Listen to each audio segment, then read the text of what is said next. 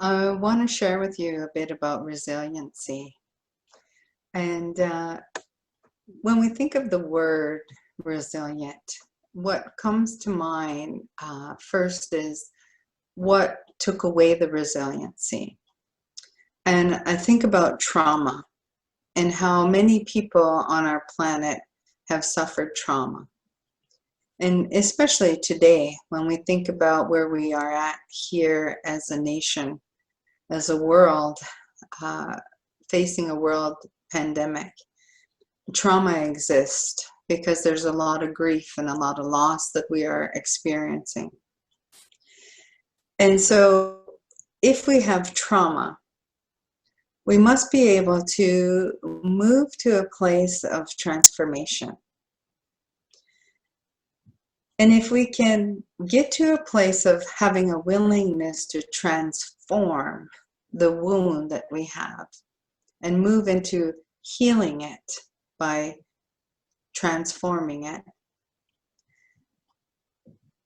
When we come to a place where we know that this healing has moved us to a whole different place, we then move into a place of what's called transcendence. And if we think of this global picture right now that we are in, where we are witnessing or feeling energetically this trauma that is here on the planet, this darkness of a pandemic that has taken many lives, we can get caught up energetically in the fear.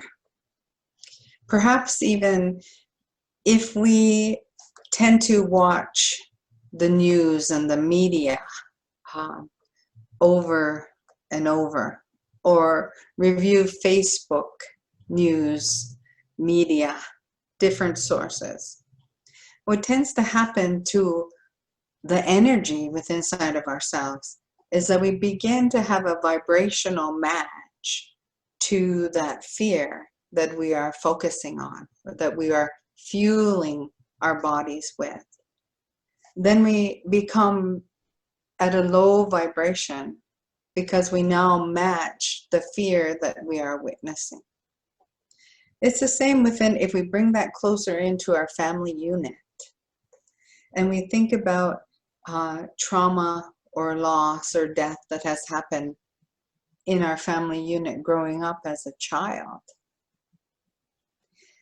we tend to have that same vibrational match within our family because everybody has suffered through that trauma in some way or shape, form of another.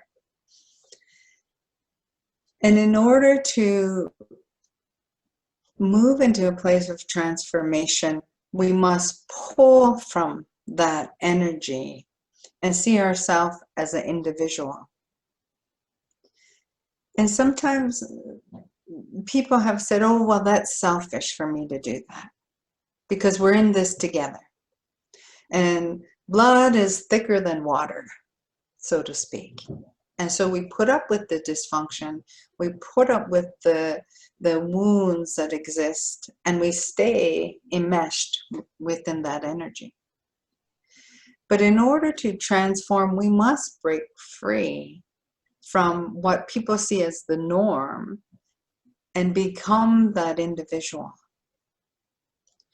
When we become that individual, we begin to be accountable for what is right here within inside of ourselves, in our minds, in our bodies, in our spirit, and our soul. We become that individual. And when we look inward at the pain, we look inward at the wound that is inside of us. We then begin to see through the eyes of our soul rather than through the eyes of our pain.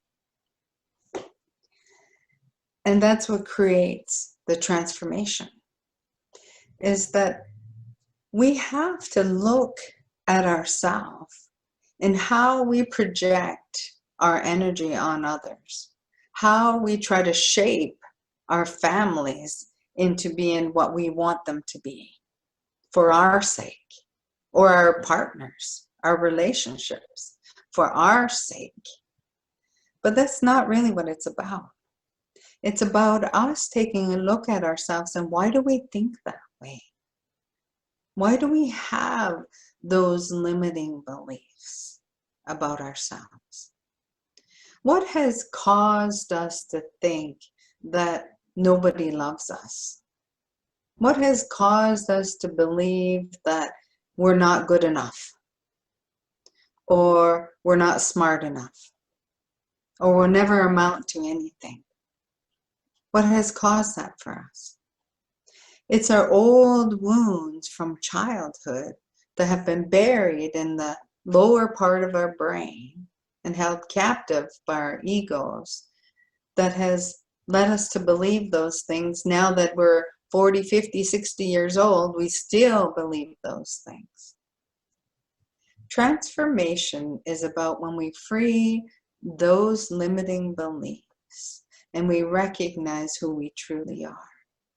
And the only way we're going to do that is if we go inside, if we take a look at those wounds, if we go back to the original place where those decisions were made about ourselves. That's how we're going to transform that energy. And inside our body, all the cells in our body, they have a vibration. So if I'm thinking and being held captive in my brain that I'm not good enough, nobody loves me, then the cells all over my body hold that vibration. And it's a low vibration. It's a vibration that is or can lead you to feeling stuck, empty, a shell, I've heard people say. So it's a low vibration in every cell in our body. When we begin to look inward and we begin to change those limiting beliefs about ourselves, what happens is we begin to heal the vibration in our body. And we begin to transform those cells in our body to a place where it becomes a higher vibration, to a place where we begin to see light within inside these cells in our body. And transcendence is when we can see beyond the pain. It's like at first we're enmeshed in the problem. We break free from the problem. We begin to heal. We begin to awaken the truth and the light that we're becoming. The problem is still here, but we have this beautiful light that is awakening inside of ourselves, and the vibration is changing and becoming higher. If we look now at that problem, we see a bigger picture. We are no longer enmeshed in that problem. We are more than the problem because we have changed the vibration, we have raised our vibration, and we have transcended to a place now where our soul knows. It's a place where our soul knows the absolute truth, where our soul remembers that, okay, I agreed to that lesson. I agreed to that darkness. I chose that mother. I chose that father. And I chose to be born into that family, with that race, with that culture, all of that. I chose that. But why did I choose that? Why did I choose that for myself? Why would I think that that would be okay for me to experience that hurt and that pain? And some people have gotten very angry at me and said, why would I choose that kind of mother? Well, you picked the perfect mother. You picked the perfect father. Because what that's meant to do is to awaken the truth inside of you. that's meant to awaken this sacred bundle that your council of wisdom keepers prepared for you. And it's not about the pain. It's not even about the lesson. What it's about is awakening this bundle. And that's when we transcend. When we can see, oh, that was about feeling forgiveness. That was about knowing that I'm the love I have been looking for. That was about having the experience of gratitude, even when others around me cannot see or feel what gratitude is. And believe me, that will happen many times because people around you are not ready to awaken or become resilient. They are not. But if we look at this global picture we're in right now, remember trauma, transformation, transcendence. That's what creates resiliency. We're here now in a place where we're quarantined with our families. And we are quarantined, from other family members, from our community, from loved ones. There's nothing that we can do but go inside. It's an opportunity to go inside. Because if we don't go inside, we're going to have expectations of our children. We're going to have expectations of our husbands, of our wives, of the community. And we're going to just sit there. And we're going to have expectations of our chiefs and our councils, of the president and the vice president and the minister. And we're going to sit and we're going to point our fingers everywhere except for here.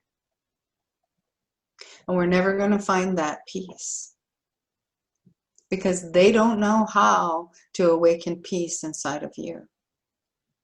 They don't know how. And it's not their responsibility. It's your responsibility. You must go inside. You must clean out the old story that you've been hanging on to and awaken the truth. Connect with your soul. Awaken all the gifts that your counsel put into your bundle and become more than the story that you're hanging on to. And you will then be a part of transformation. And you will be a part of the transcendence of the new earth that is being created right now as we speak. How exciting is that? That you and your healing, your personal work, by looking at yourself, that you are part of creating this new earth.